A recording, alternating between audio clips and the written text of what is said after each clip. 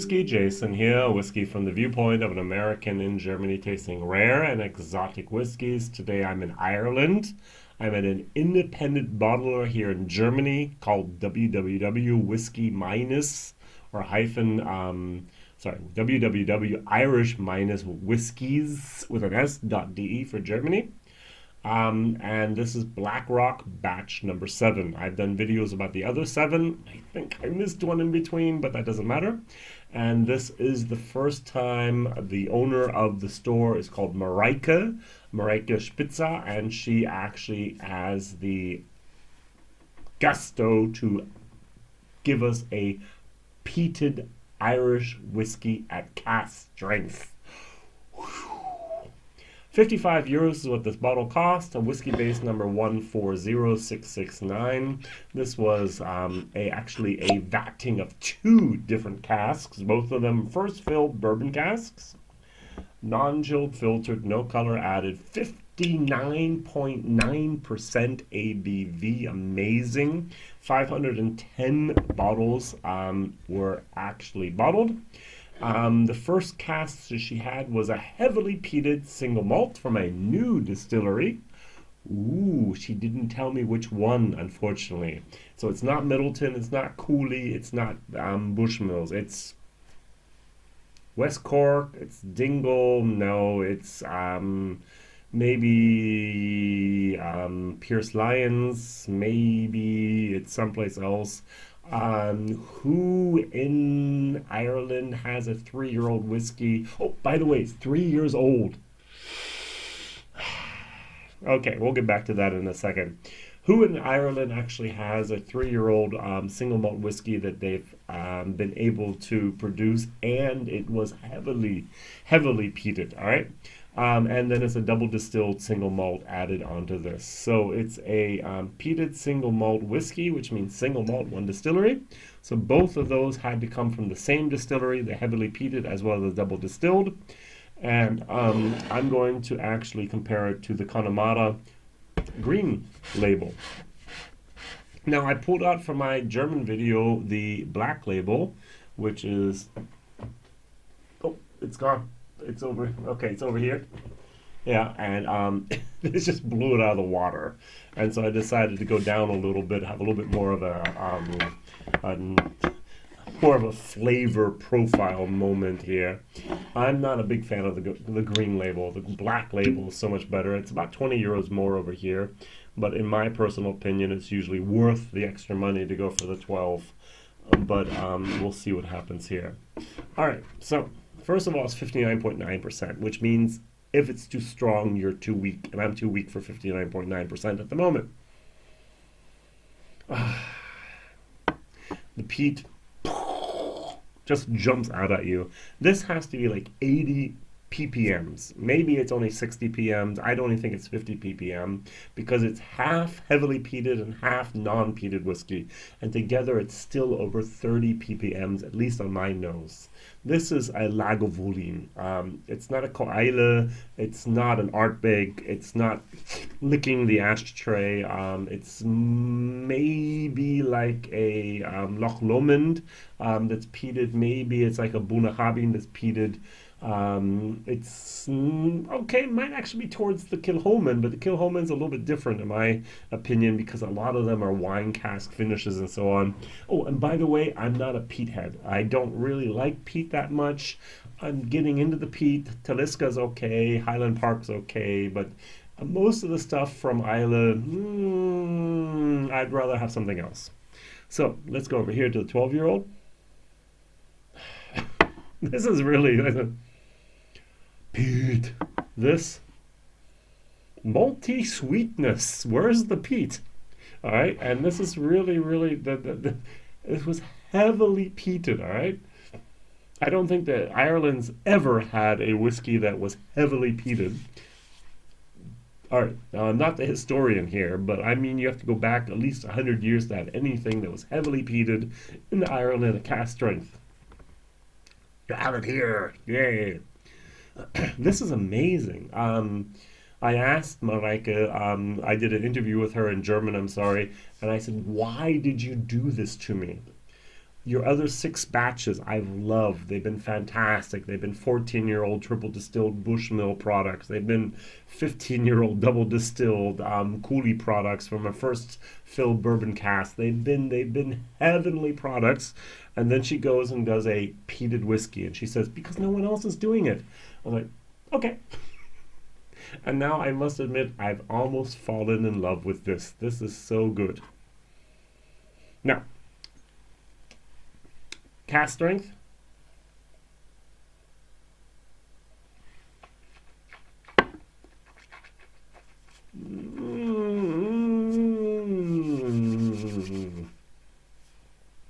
It almost burns my tongue. Oh, nice. I mean, the alcohol is just so overpowering at the beginning. And then the saliva kicks in, and then it turns into sweet, golden wonderfulness. Very, very nice. So we're just going to help it along the way. Now, the entire range of her Black Rock products are to show the roughness, to show the true Irish whiskey spirits. That means they've all been bottled at cask strength. They've all been bottled at non-chilled filtered, no color added, and so on. And this as well.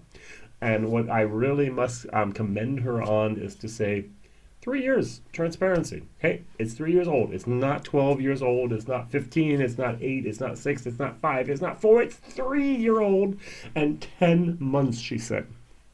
All right. So it's like a little.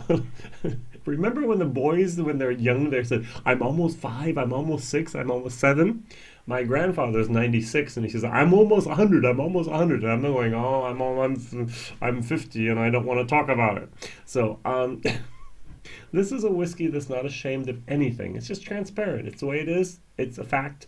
The only thing we don't know is exactly what distillery is behind this. I'm going to give Marika a call in the next couple of days after I've done my video, and I'm just going to ask, and maybe I can share that information with some of my good friends out there one day.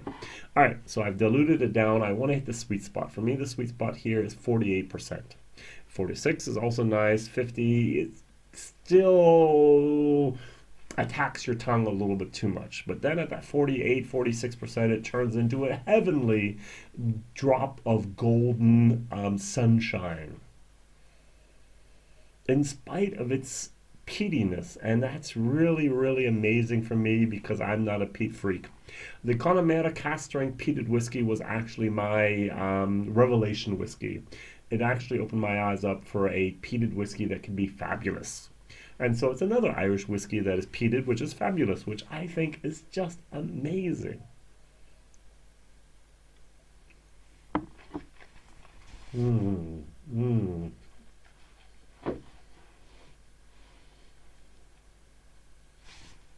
Mm. The maltiness. I get a clove honey moment. Okay. Think of a fireplace. My grandfather had we had a fireplace. At the end of the evening, I'd take a bigger log and I just throw it in the fire. And usually, when I get up the next morning, I found out there was like 3/4 of the way burned, but there was still enough left of it. And then that smell of that log on the next day is what you're getting here. It's not ashtray; it's campfire type of ashes. It's actually fits in a very holistic and a very comprehensive way here. It complements the whiskey in a much, much better way than I would ever have expected by an Irish whiskey, especially of this age. Let's go over here to the Connemara. Green label, no age statement. As I said, it smells a little sweet. I don't get any peat whatsoever on the nose compared to this. This is just like non-existent. mm. Mm-hmm. Mm-hmm. Mm. The 12 was sugar water. This actually has a little bit more of a bite. Now I get a little bit of the peat, and the whole time I'm getting a little bit of a tannin driven, grassy type of moment of a not yet ripe honey melon. And the whole time it's a little bit of a tropical moment of not ripeness. Let's stick with the honey melon, not ripe. If you've ever bitten, had a bite of a not ripe honey melon, you know exactly what I'm talking about here. The peat of this is like a third of this, even though I've added water here. Just a faint hint. Now, normally when I taste whiskey and I would put in a Connemara, I'd be like, oh, no, too much peat. Compared to this, it's just like Bart would say at the Scotch Test Dummies, I don't remember anything about peat.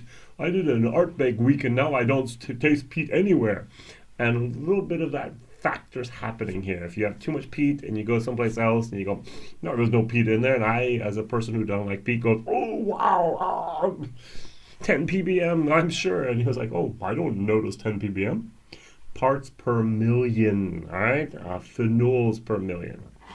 All right, last time I'm going to give this actually the credit it's due here. Let's cleanse the palate.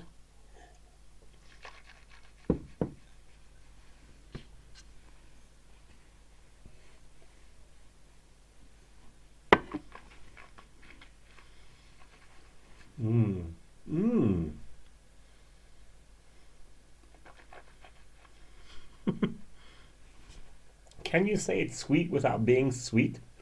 It's a honey type of clove. It's a barley type of moment. There's even a little bit of like a white chocolate moment in here.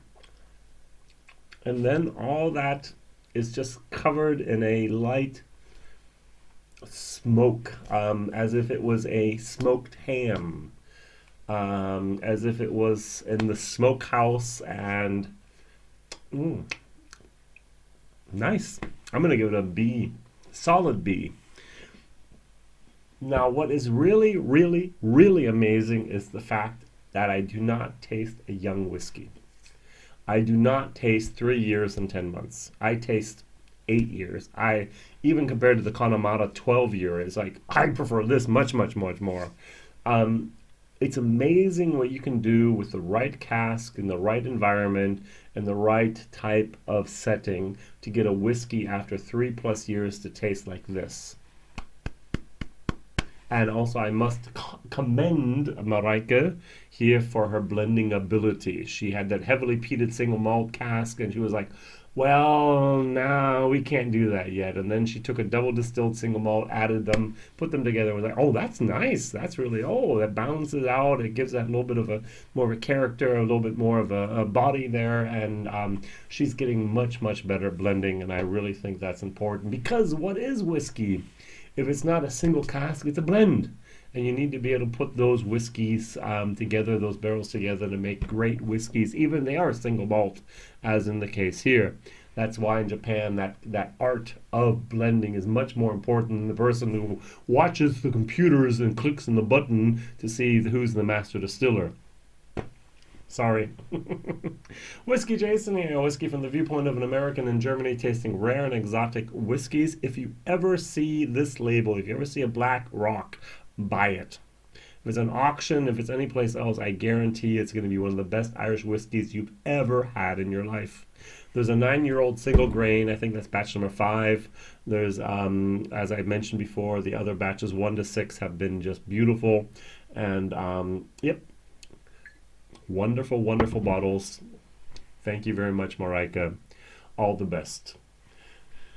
Don't forget to thumbs up. Don't forget to hit the bell. Don't forget to write a comment. My question of the day is, what is your favorite peaty Irish whiskey?